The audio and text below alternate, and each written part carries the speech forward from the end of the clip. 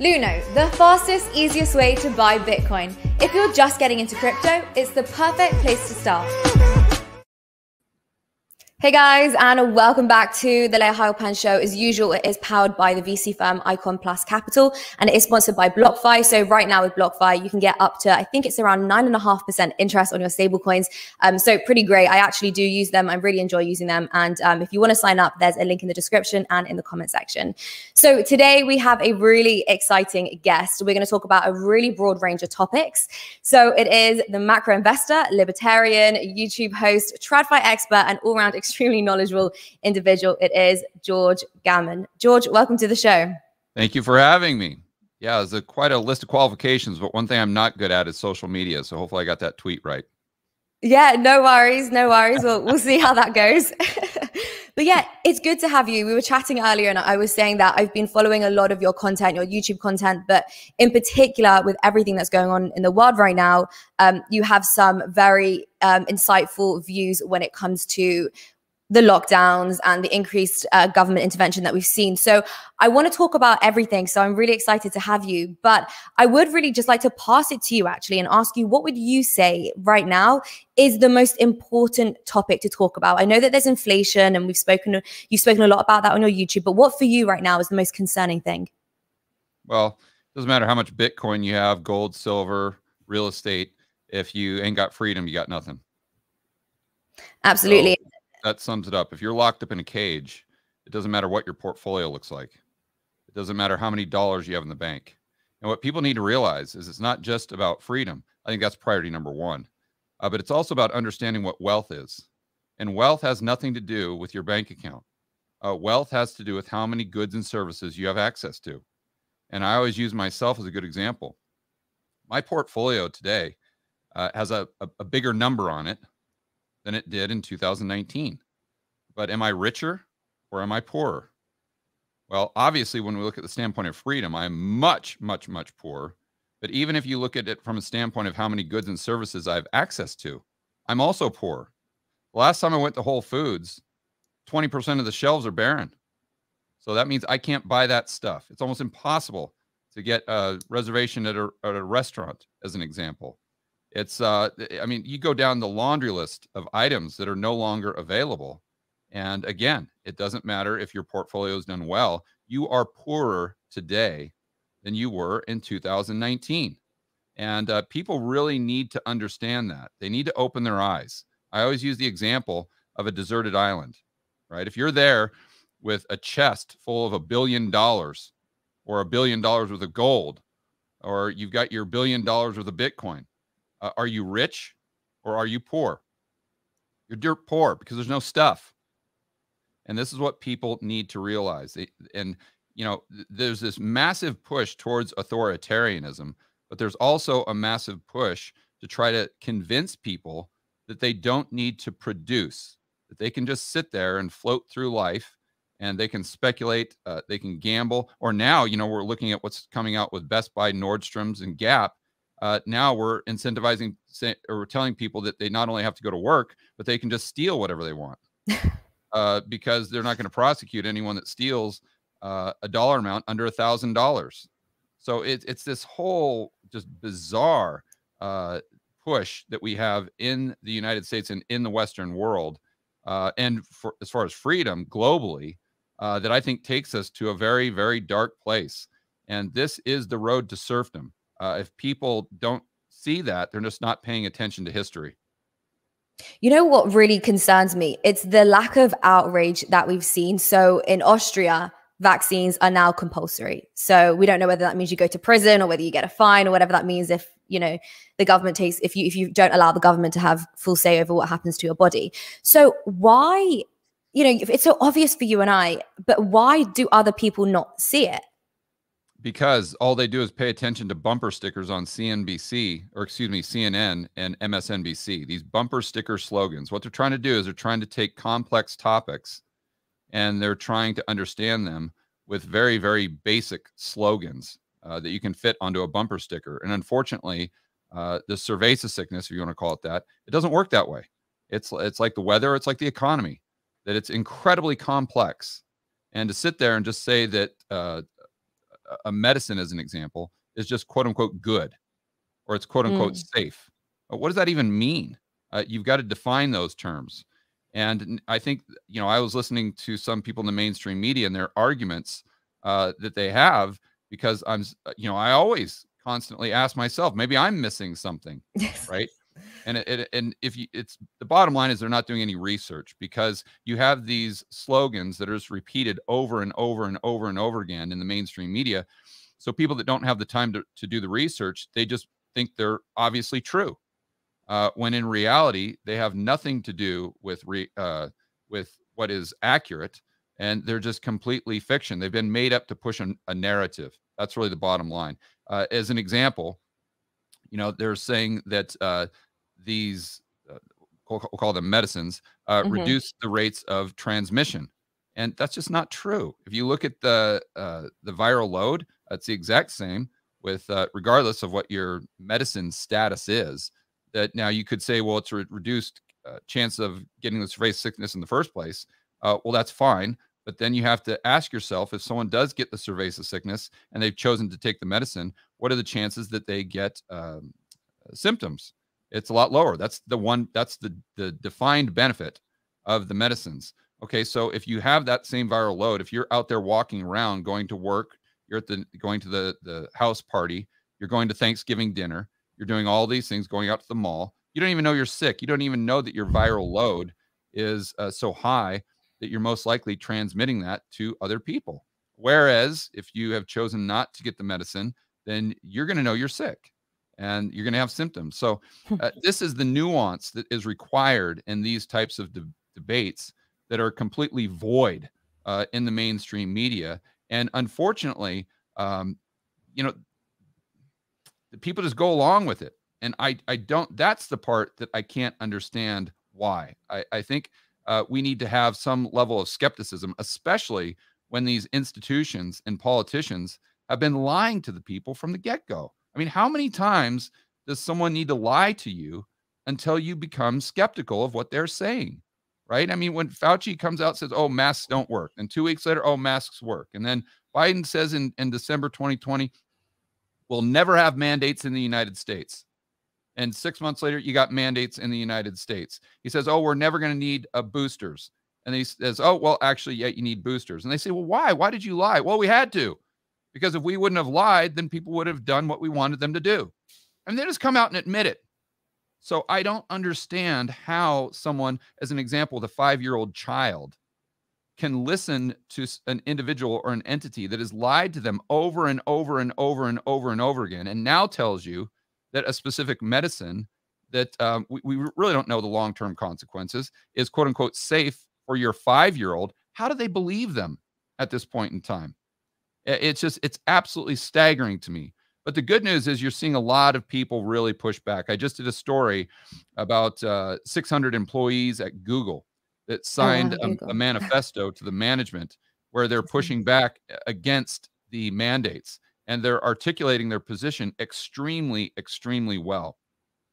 And I think that's another way that you can determine who's kind of right or who's wrong on this topic is listen to the people who are opposed to the mandates and listen how well thought out their argument is and how much data they have and how many studies and facts they have. And then listen to the people in the mainstream media that are just telling you just to blindly take this, foreign substance and inject it into your body, regardless of whether or not you have natural immunity, or regardless of whether or not you're pregnant, or regardless of whether or not you're 5 years old.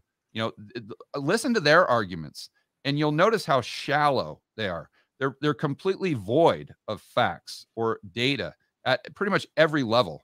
And I think that's another way that you can easily tell, who you should believe, who you shouldn't believe, or at the very least, be skeptical of those individuals and entities that are just, espousing these bumper sticker slogans with nothing to back them up. So the question then really is why are they lying? Why are they mandating these things? If, you brought up a really interesting point.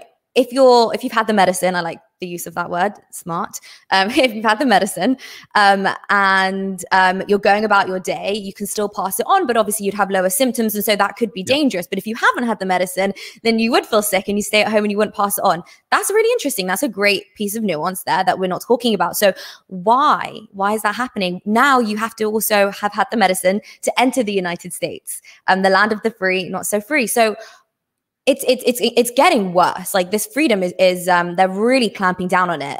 Boosters, just to say, they also spoke about in the UK, people over 65, if they haven't had the booster, then maybe they may not be able to take part in certain parts of society. So that would be my parents, unfortunately. So why? It's absurd. Because they're trying to condition you. See, it goes back to the psychological study that I reference a lot in my videos. It's called the foot through the front door theory. And what happened, these psychologists, I believe they're in California, they went into this neighborhood and they asked the first group of people if they would put a small sign in their front yard. I think it's something to the effect of, please slow down. And the group of those individuals who said yes, they kind of put them in a bucket. Then they went to another group and they asked them to sign a petition. So something a little different. There was an ask there, but it was slightly different. And then they went to a third group and they didn't ask them to do anything for the first round.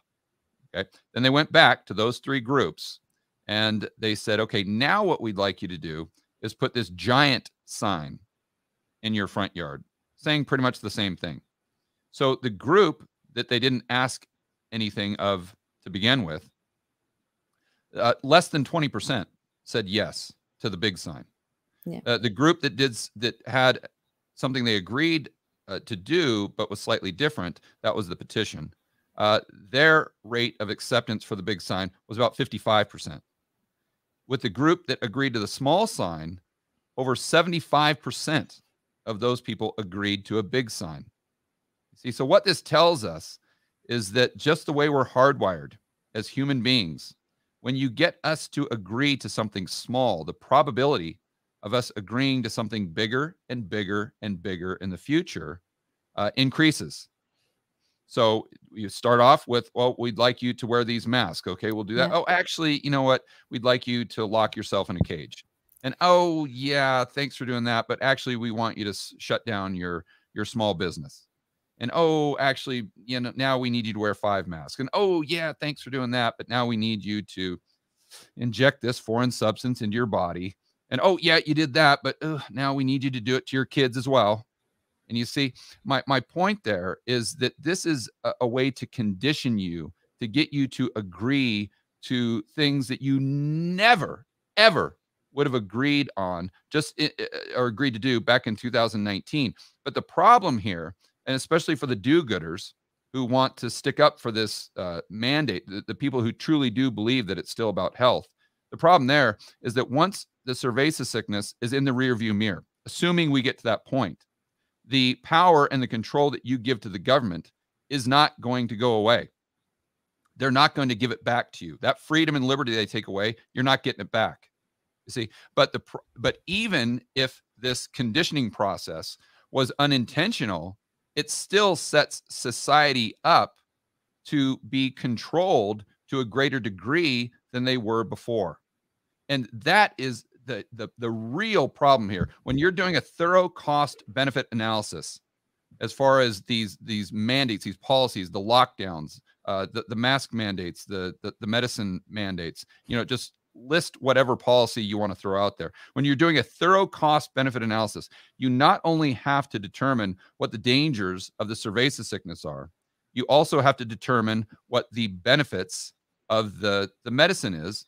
And people who do a cost benefit, very few do, but the people who do a cost benefit analysis, at least they do those things. But what they completely omit, which is the most important thing, is how dangerous is the government that you're ceding that power and control to. How dangerous are they? How big is that government? And what is the probability that they use that power and authority against you and your kids and your grandkids decades into the future? You know, one of the Supreme Court decisions that I reference a lot in my videos, and people who are pro-mandate, they always bring this up as though it somehow backs their position. And this was the Supreme Court case or decision in 1905, Jacobson versus Massachusetts. And this was regarding the smallpox medicine, Yeah. we'll call it. And this was not to force people to get it. It was just they had a simple fine if they didn't. It was $5, the equivalent of about $150 today. Mm-hmm. And so this Jacobson fellow said, no, I'm not going to do that. So it went to the Supreme Court. The Supreme Court sided with Massachusetts. So he had to pay the $5 fine. And so people reference that and say, well, there you go. There you go. See, the Supreme Court already decided on this in 1905. So the government should have the power to do anything they want today. Because back in 1905, they made that decision. You see, but what they're not, or what they're omitting from the argument, most likely intentionally, or maybe they're just completely ignorant, is the Supreme Court decision in 1927. And this was Buck versus Bell. So the reason we got Buck versus Bell, or the reason the decision was made, is they directly referenced the 1905 decision. So this set the precedence for what we saw in 1927, Buck versus Bell. Well, you say, well, what was that decision? That's the decision in the United States that legalized eugenics. Okay, most people don't even know that was part of American history because we like to sweep it under the rug. But 1927, the Supreme Court said that it was legal to force sterilization upon people in the name of eugenics. And the precedence they used for that decision, again, was 1905. Mm-hmm. So the cost-benefit analysis today that we need to do is not just what's happening today or in the next 6 weeks or the next 6 months, but we need to ask ourselves, if we give the government this type of control and power, if we set this precedence today in 2021, what's it going to look like in 20 years for our kids and grandkids? That's the question we really need to ask, and no one's doing it. I think that's such an important point because, I mean, earlier you mentioned, did we not learn anything from history? And people often say, we have a great government. They care about us. They're very nice. What's the problem, particularly with the Democrats and all of that? So how would you put it to somebody? You know, how would you put it to someone? And you would say, what do you mean you trust your government? How can you trust your government? You don't know who could be in power tomorrow. And how can you, yeah. Yeah, it's easy. All I have to do is look at the size of government because there's a direct correlation with the size of government and how psychotic the people that apply for those positions are going to be. So true. Or the level to which they're a sociopath. Because you think about it, the larger the government is, the more control it has over the economy and society and the individuals in that society. So if you're someone who is a sociopath, well, then you have a strong desire and an insatiable lust to have power over other human beings. And therefore, you're going to do your best to become a politician. And you're going to do your best to work your way, to steal, to lie, to do anything that you need to do, which is basically how politicians win. You're not going to have any moral backbone. You're not going to have any ethical North Star whatsoever. You're going to crush whoever you need to crush. You're going to say whatever you need to say to get to the top because you have that insatiable lust to control other people. See, you're psychotic, right?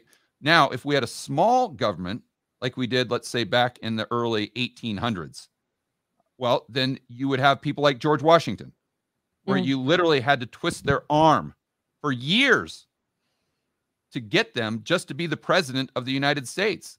And they kept saying, no, I don't want to do that. I just want to go up to Martha's Vineyard. I want to be a farmer. No, I don't want to do that. Why? Because that attracted the right people.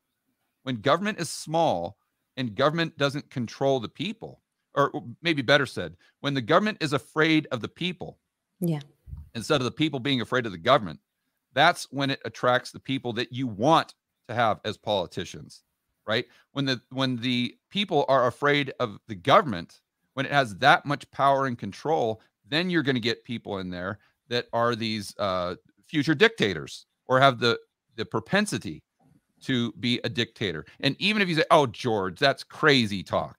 Oh, that's never going to happen in the United States. Oh, really? Oh, really? Well, look what is happening right now in Australia, where they're literally sending people to quarantine camps that not just have the cerveza sickness, but anyone that was in proximity of those people, and not in the entire country, to be fair, but even if that's happening in small territories, what's the next step? You don't think that we're on a slippery slope right there? And see, the people will always push back and they'll say, oh, George, well, that reference to the 1930s in Germany, that's just using, hyperbole. That's just exaggerating. That's just going over the top. That's ridiculous. Give me your proof. Why? See, that's what those people can't do. They can't give you a reason why. Why is Australia not going to be Germany in 5 or 10 years? Why? Is the probability absolutely zero? No, it's not. And I would argue they're getting closer and closer and closer to that, all in the name of safety and freedom, or safety and security, which, by the way, was the exact same argument that they used in the 1930s in Germany. People forget that those Germans that went along with that campaign, the ordinary, average Joe and Jane, these people were not demons. These people were not immoral. But they were persuaded, because we have this flaw as in our hardwiring, where we are easily persuaded to do something that in another circumstance would seem absolutely crazy. Yeah. And we need to realize our vulnerability to that. And Australia is a perfect example. See, so my point there is, if you go back to 2019, I would have told you that they'd be sending people to essentially prison camps in Australia in a year and a half. You would have told me that I was out of my mind. That I was. I'd probably believe you. The probability of that was literally zero. Literally zero. So if we're seeing that today, well, then why can we not see something more extreme in 5 years? And why could we not see something that looks like Germany in 10 years? Are the Australians somehow immune to it? Are they immune to those same forces of persuasion that took over the German public? I don't think so. So how far do you think this is going to go? Well, I think there's some reason to be optimistic there. Okay. Because I go around the country. I do a lot of public speaking, and I just did an RV tour throughout Texas and in Tucson, Arizona, and I'm meeting people face to face. And I believe that the people out there that value the sovereignty of the individual, that see this push towards authoritarianism and are extremely concerned, and they want nothing to do with it because they have studied history. I believe that they're the silent majority. And that makes me not only optimistic, but that puts a lot of wind in my sails whenever I'm having a bad day, or whenever I'm, trying to find the motivation to do 6 or 7 videos on the topic, Monday through Friday on the Rebel Capitalist channel. I'm a big fan of the Second Amendment. Yeah. Which is, people's rights to own firearms. But I'm an even bigger fan of the ability to have like-minded people come together and practice civil disobedience. I think that has even more power. And the example I use is Phoenix. That's where I am right now. A town of about 4 million people. So if you would have gone back to the lockdown, let's say in March, April of 2020, and you would have had 300 or 400 guys that would have gone out to the streets, that would have posed the mandates with guns, let's say, they would have been wiped out, instantly by the military or the police. Who knows what would have happened, but that would not have gone well. But if all 4 million people would have just said, no, we're not going along with your lockdown. I'm going to go walk my dog. I'm going to go to the gym. I'm going to go to my college. I'm going to go to the restaurant. And the small business owners would have done the exact same thing. And as a group, they would have practiced civil disobedience. What could the government have done? What would the police have done? What would the military? Nothing. Absolutely nothing. And another great example is the Berlin Wall. Yeah. How did the Berlin Wall come down? Was it that East Germans just went out there with a bunch of guns? No. It's just that you had a group go out there that was fed up, that they got to the point, a tipping point, where they valued freedom and the freedom of their kids and grandkids far more than they valued their own safety. They went out to the wall, and then other people saw them do it. That silent majority. And all of a sudden, the silent majority wasn't silent anymore. And those people went out to the wall. Pretty soon, you've got these guards out there with the guns, but they're surrounded by thousands and thousands and thousands of people. And they know darn well that if they use one of those guns, their life expectancy is about 3 minutes. See, so what do? They dropped their guns, and the people tore down the wall, and that was the end of communism. See, it was from the silent majority coming together and practicing civil disobedience. And I think that that's something they did back then, very effective. And I think that's something that we can do today that will be just as effective. So this kind of makes me want to go down a little tangent. We don't have to go too far down it. I would be interested to hear your opinion. So civil disobedience, and you mentioned in Phoenix, the picture that you kind of painted to me was, strong men going out there leading the way. I don't really think of it as as women. I think of it as strong men. Well, I use the example of men going out there with the guns. Yes. Because I just wanted to point out that even if you got these strong guys out there that are, 6 feet tall, 250 pounds, if they got, it doesn't matter. They're going to get wiped out. When I'm talking about the greater power is when women, men, everyone stands together as a force and practices the civil disobedience. Yeah.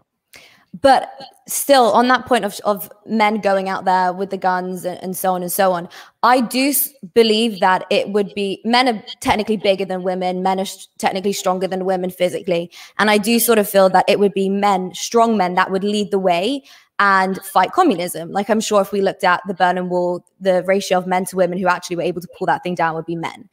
So a lot of people often say that there's a war on men right now, like a war on masculinity. There's like a lack of empowerment, the idea of toxic masculinity. We're not allowed to see men be strong. And they're kind of trying to pull men down to the level maybe physically where women are at. I wondered if you had any thoughts on that and whether you felt... they don't want anyone to eat meat. They just want you to eat more and more soy products, which will reduce the testosterone levels of the average male by even more than it's been reduced. I mean, the average testosterone level of a male in the United States, I don't know the exact figures, but it's dramatically lower today than it was, let's say, in the 1950s or the 1960s. So if you're a dude and you have low testosterone, that does not bode well for your ability to stand up and go out to the Berlin Wall. I can tell you, not only your ability, but your willingness to do that. That usually comes from a significant amount of testosterone. So I think that could be, and I don't have any facts to back this up, but that could be why when you see the World Economic Forum's plan for 2030, it's that you'll eat no meat and you'll just continue to eat these soy products, and there's no protein there. We don't want you increasing your levels of testosterone. We don't want you going to the gym, because we want all the males out there just to basically be neutered in the corner and just shut up so we can control society. Good to know that you share the same opinion. So you speak about the silent majority. How hard is it for you to go out and say these things? I personally find it very difficult. I still try to. I find it quite depressing at the same time, so I don't like to have my Twitter feed just full of it. But you have to be brave, and you have to be willing to be fired. You have to be willing to be ostracized. You have to be willing to have your family not speak to you. So how do you go about doing that? And what advice would you have for other people who feel the same way but are afraid to speak up? Well, let me, So first and foremost, with me, I feel a great sense of responsibility because I do realize that I'm in a very unique position. I retired in 2012 at the ripe old age of 38. So I don't need YouTube. I don't need a job. I don't need money. I don't need any of that stuff. I've got plenty of it, right? So I've got that financial freedom. Not only that, I don't have a family. Well, I've got a family. I shouldn't say that, but I don't have a wife and children. So I don't, and not only that, but from a standpoint of what I do, I don't have any investors. I don't have anyone that is relying upon me to a significant degree. So I can be as irresponsible as I want to be. and I've got the financial wherewithal to weather any type of storm. So I realize that this movement, if you want to call it that, it needs people who are willing to go out there and be a lightning rod, and that don't have to back down to the vocal minority, let's say, the mob on social media, on Twitter, or wherever they sprout up. And again, I realize that I'm in a unique position there. So that just gives me a further sense of responsibility to make sure that I am standing up and fighting for the principles that this country was built on, a really Western civilization was built on, and really standing up for freedom, liberty, and free market capitalism. Now, as far as the average individual, I understand they are not in my position by any stretch. So they have to be very cognizant about what they say. I think some of the things that you can do to move the needle is just really with your friends, family members, coworkers. I would start talking to them about Bitcoin. I think one of the, people always like to talk about the price direction of Bitcoin, where it's going. I think that's the least interesting thing about it. I think that's maybe a way to sink the hook, because a lot of your, I call them friend and family member Freds, just your typical, CNN viewer there that on your Facebook feed or whatever.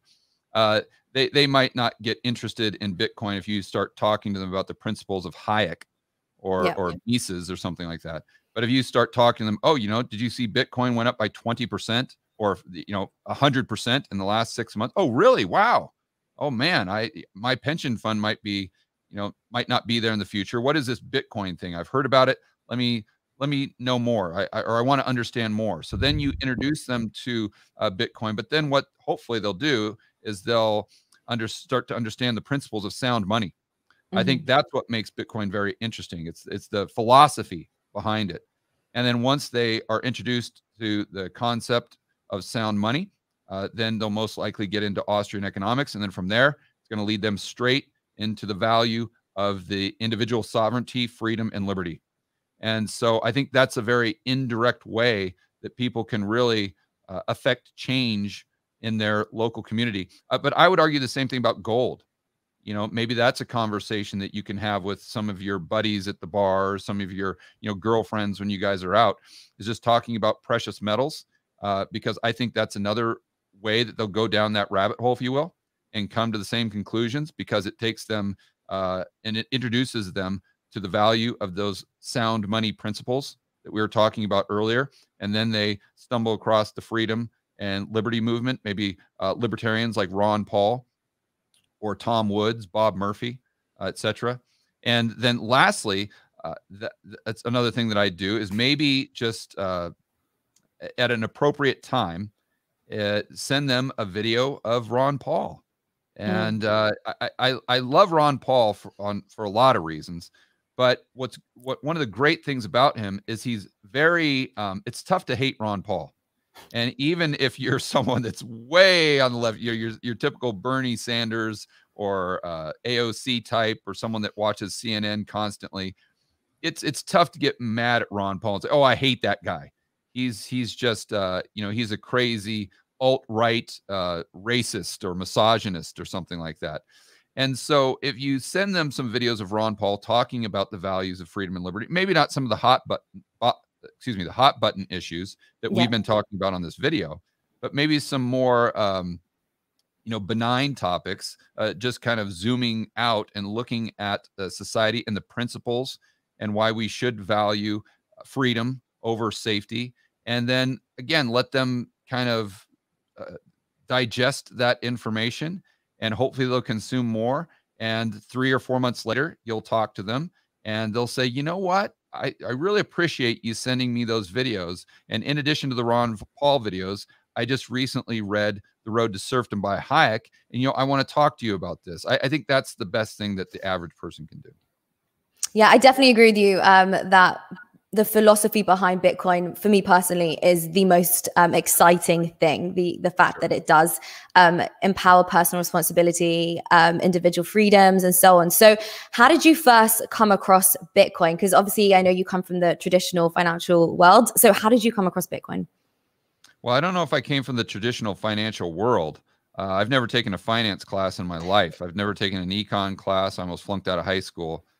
So I was just. But you focus more on, on the traditional side of things. I mean, like you said, you retired at 38, right? So that was obviously before Bitcoin. Yeah, but that wasn't through investing. That was by producing more than I consume. Well, let's point that out. I was producing. Okay. That's something I'm very, very proud of, by the way. I didn't get that. I didn't get to a point of being able to retire financially by buying a house that went up 10 times in price, or by my stock you need to know tripling. But you need to understand money. But you need to be able to understand money and understand finance and how the world works in order to retire at 38, right? No, I disagree. No? Tell me. Because I was an entrepreneur. I created stuff that people valued more than the money in their pocket. And so I was I contributed quite heavily to what I would argue is the wealth of our society, because I was producing goods and services. I was producing far more than I consumed. And when I retired, I didn't know what the Fed was. I didn't know what the yield curve was. I didn't know really anything. I didn't know how dollars were created. I mean, I was completely oblivious to finance, but I knew how to make money. I was a very good entrepreneur. And I think, ironically enough, what the attributes that make a good entrepreneur are pretty much the antithesis of what makes a good investor. They're polar opposites. So when I got into the world of investing in 2012, because I needed to invest my own money, or I wanted to, I really had to kind of retrain my brain to think in a much, much, much different way. But to answer your basic question there, when was I introduced to Bitcoin? Boy, it's probably in, I'd say 2014, maybe 15. Right around that time, I was spending a lot of time in South America. So that's when I first started looking into it. And that's what I did, is I looked at the principles behind it. And that's what always fascinated me the most, is how we could possibly have sound money and what that would do to the overall economy if we had a money that allowed free market capitalism to produce deflation naturally. I think what just blew my mind was the fact that you said that before Bitcoin, you retired before you even knew how money worked. I did not realize that in the slightest from your videos and from everything. So that takes me on another rabbit hole in terms of financial literacy, because I'm always banging on about how important that is. But I guess it's not just the lack of financial literacy, which we need to improve on, but it's also just that entrepreneurial mindset and how to build. So how did you learn how to build then and create something or be an entrepreneur? Is that something which came natural? Yeah, it did. If I, for whatever reason, I never set out to be an entrepreneur. I wasn't one of those kids that said, "Oh, I'm going to be an entrepreneur." I played sports. I played ice hockey when I was a kid. I played football. I played basketball. I played golf. I played pretty much every sport that you could possibly play. So I was very, very competitive. But I never thought, well, I'm just going to have my own business. I was never one of those people, like a Gary Vaynerchuk or something like that. It's just when I got, what was I, maybe 26, 27 or something like that, I started a t-shirt business, just simply because the fact that all my buddies were borrowing my t-shirts. And so I'm like, well, if they like my t-shirts, maybe I should just make some and sell them. Maybe I could make a little bit of money. And this was right around the time that the .com boom. This would have been like 98 or something like that. And so I'm like, well, maybe I can start this website thing. So I started to do that. That business went south. I lost a ton of money with that, of course. Yeah. But that was kind of my entry point. And from there, I did some other jobs and worked for other people, and I did some consulting. But then I kept going back to starting my own business. And that's what kind of just always felt natural to me. And that's what really fit my skill set. For better or worse, I am the worst employee you could ever have. I'm for better. Yeah. I obviously I'm not a big fan of authority, and I'm very independent, and I can be slightly argumentative if I feel these are great traits. If I feel as though you're wrong. But I am good at things like problem solving. I'm very good at managing people. I like to lead from the front of the pack, and I've always been that way since I was a little kid. And so these attributes that you really need as an entrepreneur, I think I had those in spades. It's just something that I was very fortunate to be brought up that way, or kind of be hardwired that way genetically. And so I always kind of fell back on that, and I was very good at it. Now, there are a lot of things that helped me along the way, of course, with mentors. And one of the things that really helped me the most was reading Beat the Dealer by Ed Thorpe. And it's a book that I have up on my bookcase back here. But that's I was introduced to that book way back in probably 2000 or 2001, maybe 2002. And I read the Market Wizards books. And I noticed that when I was reading the original, the one with Jim Rogers, a lot of the guys had their start in blackjack. And I'm like, well, that's weird. Why? Yeah. And so you go into, then you start to understand how important probabilities are when you're a trader, or even if you're a long-term investor. And then I said, okay, if I want to be better at money, if I even want to be better at my business, because again, back then I knew nothing about economics or finance. I was just trying to improve my business, or my business ability. I said, maybe I should learn this blackjack thing, because it would help train my brain to think in terms of probabilities. So I started counting cards, and I would go up to the local Indian casino. I remember I was in San Francisco in Marin County, and I'd go up to the local Indian casino, and on the weekends, and I would literally be there 8 hours straight, just counting cards and playing blackjack.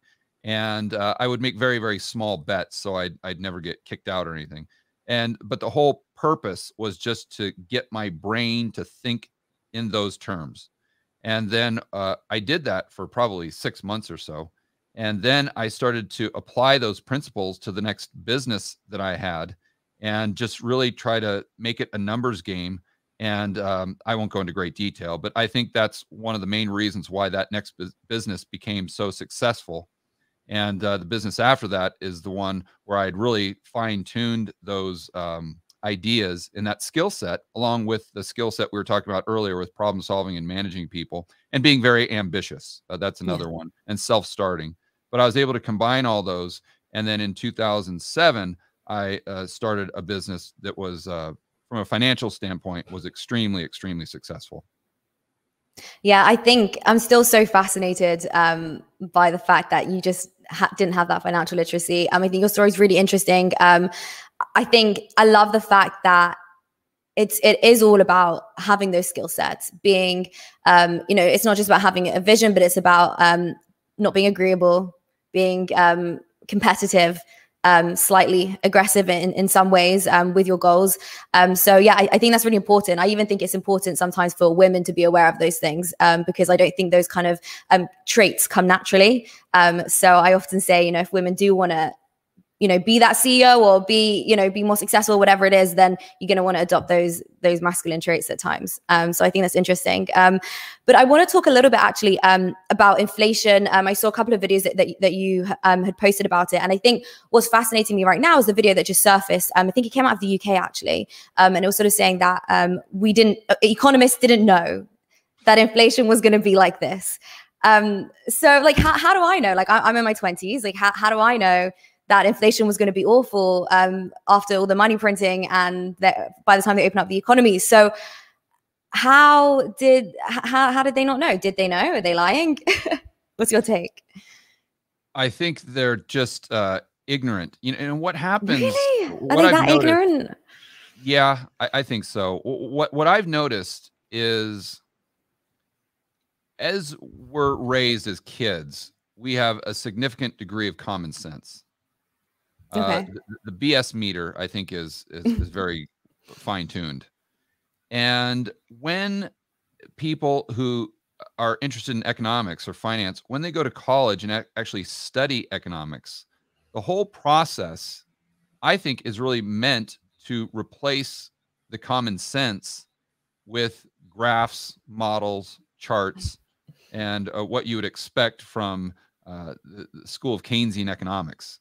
And they really need to kind of brainwash you. It's like, Remember that scene in Zoolander, the original one, where I haven't Ben seen it. Stiller, where Will Ferrell is trying to brainwash him, and all these little candy canes are going by the screen. You see the cartoon where the dog's got his eyes, like the toothpicks in his eyes, and they're trying to brainwash Okay. him. I think that's what you have to do to an individual when they study economics in college. You have to Wow. brainwash them, and to a point where they completely forget common sense, and they completely rely on these economic models that might look good in a textbook, but when you actually apply them into reality, they really don't work.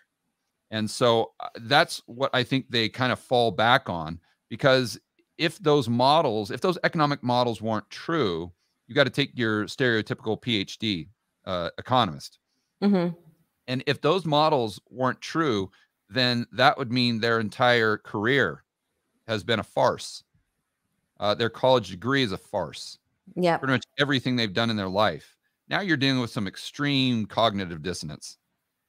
I think that those individuals would rather rationalize why their models are not working, as opposed to actually have an honest discussion with themselves as to the accuracy of those models.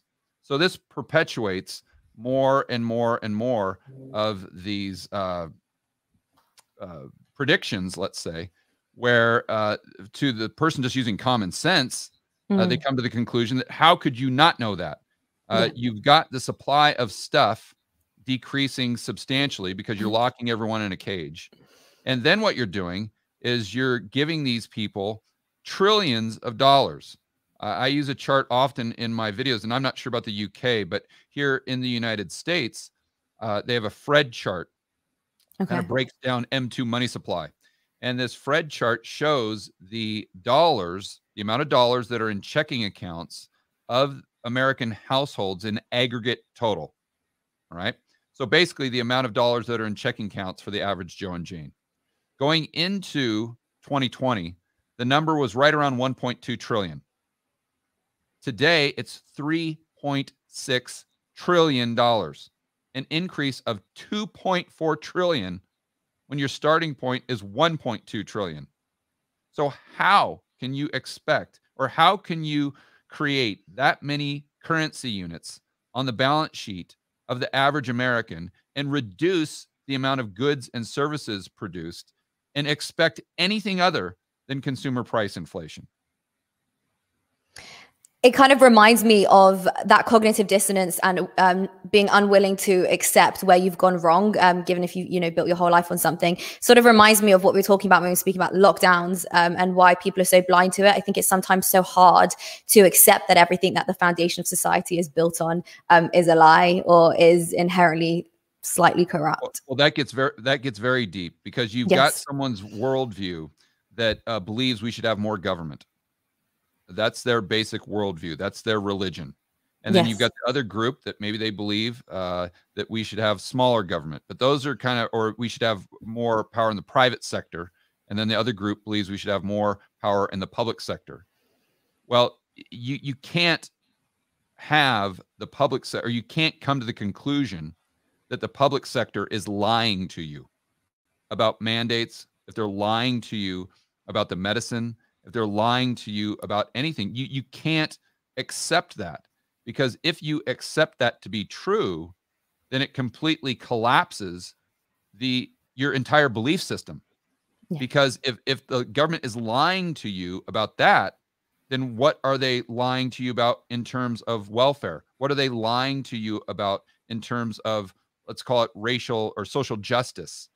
Right? Yes. What else are they lying to you about? And then you start going down that rabbit hole, and you come to the conclusion that, wait a minute, I was wrong. We don't need bigger government. We need smaller government. And I think they're just really avoiding going down that rabbit hole, because they would rather, ignorance is bliss.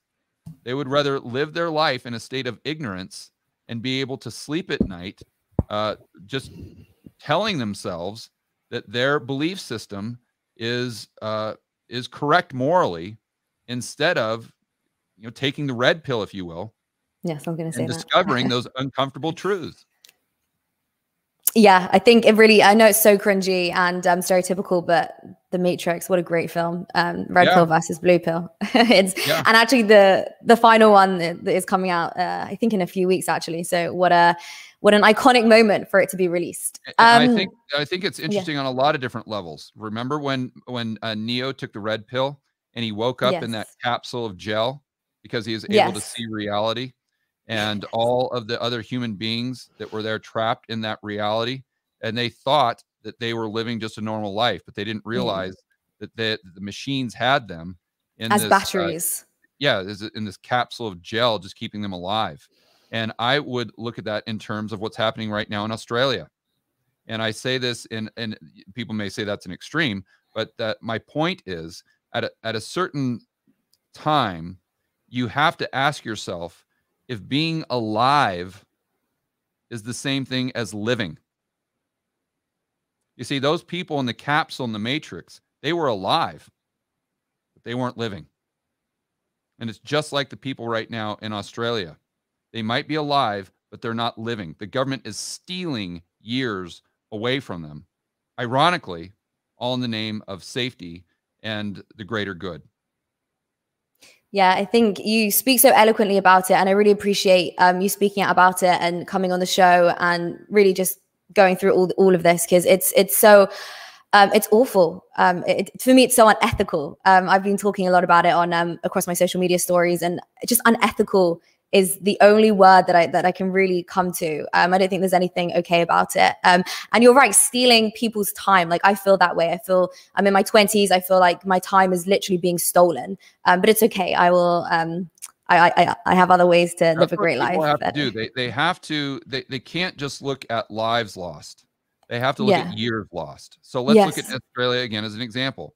The average age of someone there that has passed away from the cerveza sickness is 82 years old.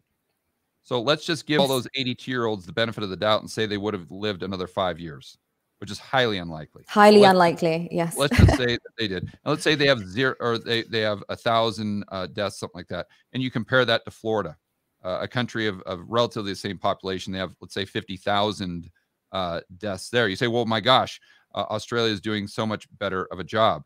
Well, let's just say that they would have had the same freedom. They would have not have gone down the path of turning their country into a totalitarian police state. Well, then they would have had an additional 50,000 deaths. Let's just use round numbers. Okay. Well, what you're doing there is you're saying that those 5 years for the 82-year-old, you're going to have another 50,000 of those.